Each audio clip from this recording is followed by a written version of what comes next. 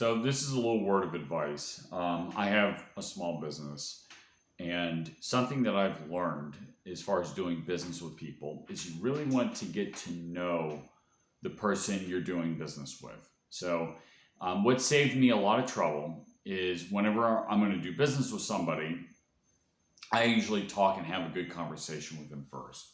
I start to look for, does this person, is this person rational, or are they, they don't have their stuff together? What does their personal space look like? Is it a mess? Is it clean and organized? Is it somewhere in the middle? That is a very good indication of, first of all, whether I want to do business with this person or not. Should I trust this person or not? But it also how much I need to limit my exposure. So if the person's a mess, they're just all over the place, I probably don't want to do business with this person at all.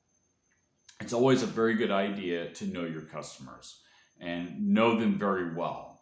And obviously, if the person is a mess, but if you think you can still make some money, make sure that you get the money up front, okay? And you don't do anything until they pay you first. Now, if the person's really organized, you can do something and then get paid afterwards, and that makes sense. And then, on the flip side of that, if you're a customer, it's a good idea to learn how to communicate with people, because that goes a long way. When you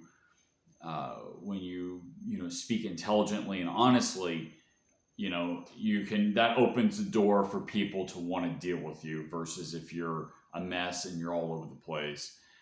There's a lot of other ways I can segue into this, such as with pop culture, with music. It's not exactly proper grammar. So if you're listening to that all the time, you're literally training yourself to think in a way that's not conducive to think rationally.